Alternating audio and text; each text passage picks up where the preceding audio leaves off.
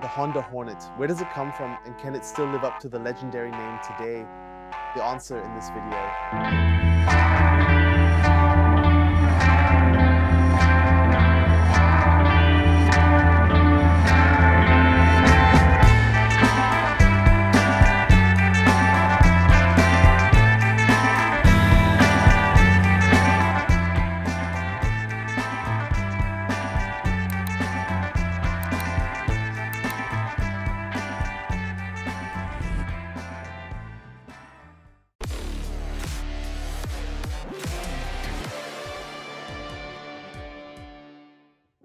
There are motorcycles that were never the strongest, the most expensive, or the most technically advanced in their class. And yet they still became legends. The Honda Hornet is exactly such a machine. When Honda introduced the CB650 Hornet to the European market in 1998, the recipe was actually quite simple. Take a stripped-down Supersport, put the engine into a straightforward, naked bike chassis, and you have your fun machine. But what came out of it was more than just an affordable street sweeper. The Hornet was wild, uncomplicated, and somehow honest. No fairing, no exaggerated technology, but instead a wonderfully rev-happy inline-4 engine, a crisp chassis, and a silhouette that immediately radiated character with its fat rear tire and classic round headlamp. With around 95 horsepower at under 200 kilos, the first Hornet was an agile corner hunter, an ideal companion for country roads and after-work rides. And all of that at the price of a small car. But it was not perfect, not at all. The earlier models had a 16-inch front wheel, which made the handling nervous in fast chicanes. The chassis was rather soft, the fork without any adjustment options. But that hardly mattered. Why? Because it simply felt right. From 2003 onwards, the Hornet became more serious. A larger tank, better handling, a sportier look. And at the latest with the second generation in 2007, it had grown into a mature motorcycle. With an aluminium frame, upside-down forks and optional ABS. In addition to the 600, a heavyweight joined in 2002, the Hornet 900, a naked bike with the engine of the old Fireblade. Detuned but full of torque from the basement. It was no diva, but rather a confident street powerhouse. Touring capable, reliable. A discreet beast with character. Both models, the 600 as well as the 900, were not bikes to show off with, but bikes to ride, to tinker with, to live with. Today, the old Hornets are cult. The used market, custom forums, modifications, the scene is alive. And for good reason, because with all the progress, with assistance systems and connectivity, the memory of that pure, raw riding joy remains. Yes, the Honda Hornet, now we know where it comes from. Amelie, you were not even born when the first Honda Hornet hit the market. Well, I was 2 years old, so I was still in nappies. But still, Amelie, what do you personally associate with the Hornet? I immediately think of the everyday hero. I believe the Hornet is a very versatile, very accessible motorcycle, which in my opinion builds a great bridge between enjoyable sportiness and everyday comfort. Yes, that is already very well put. For me, the Hornet was actually the license bike. I did my full motorcycle license on it back then. And of course, when I was looking for my first bike, I cannot tell you how many times I saw it in the used listings. So the Hornet, a true world motorcycle. It was popular, it is still popular today, and you can find plenty of them secondhand. But today, in the year 2025, the Hornet is more alive than ever, because right now, there are three of them. On the one hand, the CB500 Hornet, the A2 bike with 48 horsepower. Then in the middle, the CB750 Hornet, 92 horsepower, a mid-class naked bike. And the creme de la creme, the top of the Hornet line, the CB1000 Hornet SP, here with us, equipped with a quick shifter and a truly aggressive appearance. What do these bikes have in common nowadays? Quite clearly, Amelie, they are all accessible. And what do these bikes offer us, among other things? Well, first of all, that really is a proper lineup. Yes, absolutely. Of course, it is quite logical that the 500 is a little less aggressive than the SP. I really think that, for example, throttle response, engine responsiveness, depending on the cubic capacity and horsepower, differs significantly. But I must say, all three are bikes I could easily imagine in everyday life, depending on what you are looking for. And visually, I find all three of them really appealing. I think the Hornet in general has always been sleek and has beautifully sharp lines. I also believe that, especially for younger riders or simply for people who are looking for a good mix of I want something sporty, but I don't necessarily want to sit on a super sport, this would appeal to many. Exactly, because that is basically the history of the Hornet's success story, the little touch of spice, as we say. And as you pointed out, for everyday use, we have a TFT display across all models, twin disc brakes, traction control in every bike. So these are truly complete motorcycles. You don't have to compromise much when it comes to safety.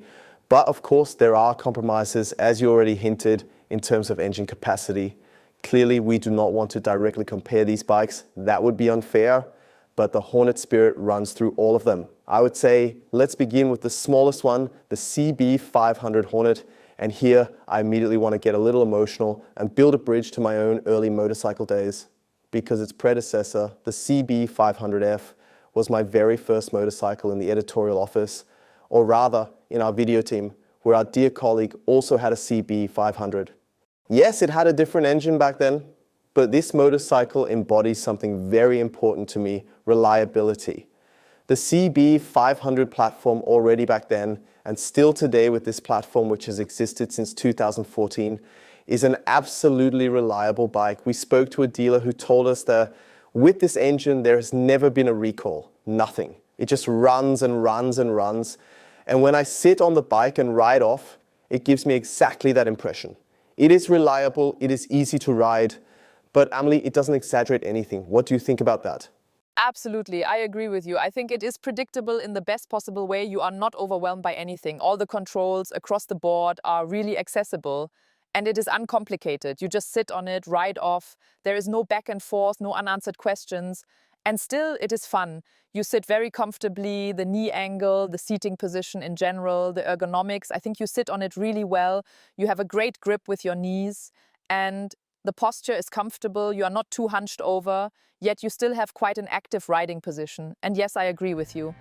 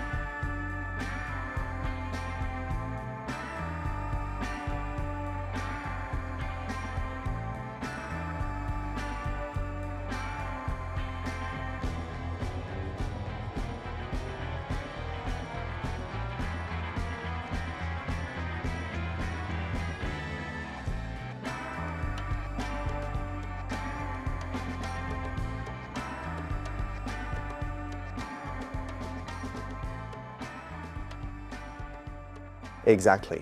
And what we now have with the 2025 update, with which it officially carries the Hornet name again, is a more aggressive look than before, this so-called wasp-like face.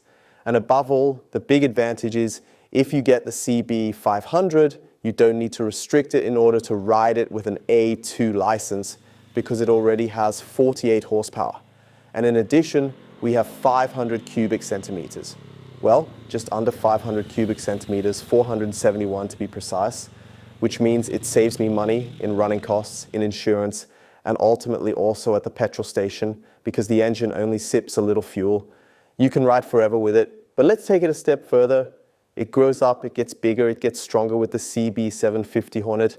And here I want to build another bridge to the past, because back in 1998, when Germany still had the Deutschmark, the CB600 Hornet cost around 12,000 marks. Converted, that would have been 6,300 euros. If you adjust the whole thing for inflation, that would equal around 10,000 euros in today's money. This one here costs significantly less than 10,000 euros. And that means you get a more modern motorcycle actually cheaper than the original Hornet. And that is what this bike does really well, price performance. With this motorcycle, Honda entered the market with a truly sensational price. but I think that even in 2025, you're also getting a truly sensational motorcycle. Amelie? Absolutely. I have to say, for me, it is the winner, simply because it represents the complete package. And I do not feel overwhelmed. And it is not the case that when you twist the throttle, it is a wild wow, which is also totally great. But I always think of everyday use. And if you are perhaps in the city and you just want to take a weekend tour, and it does not need to be extremely aggressive, I find this motorcycle brilliant. It feels more like a real motorcycle compared to the 500, of course. And also the engine is lively and you absolutely have enough power. And I did not find anything where I thought, okay, now you notice why it is a rather inexpensive candidate. Across the board, it is a superb, confident, accessible, and also genuinely sporty motorcycle. You said the engine is lively, so I just want to briefly jump in and again go back into the past.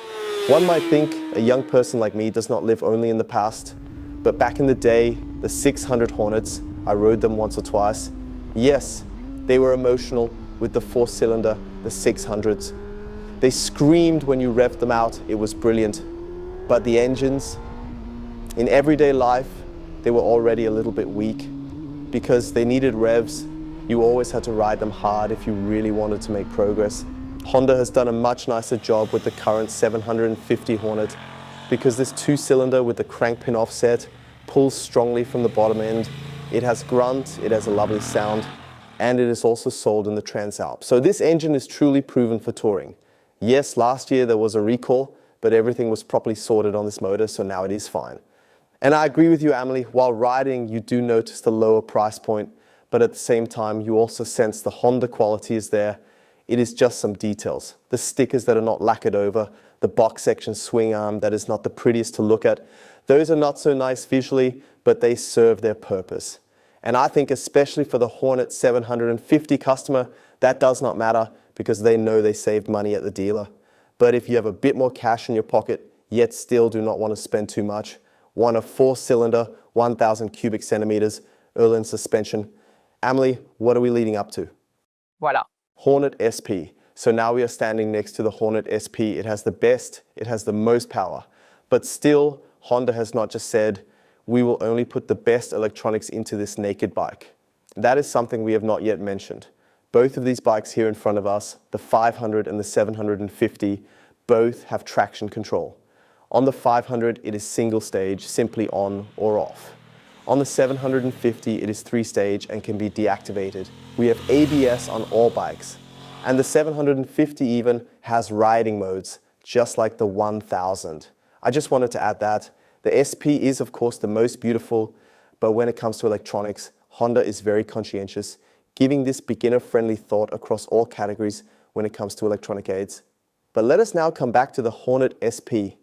Yes, Öhlins, an inline 4-cylinder. Amelie, what do your emotions say? Is that Hornet for you? Yes, absolutely. I would say it is the Hornet on steroids. It really is a proper powerhouse, and the moment you even slightly twist the throttle, something immediately happens. It is fun, it feels a bit more substantial and broader than the 750, but still, also in terms of handling in corners, it is super agile. I was genuinely surprised. I got on it and immediately noticed, okay, you sit a bit higher, and I do not have both feet planted quite as firmly on the ground as I did on the 750. But that does not take away my sense of security because the motorcycle still gives you a really good level of comfort.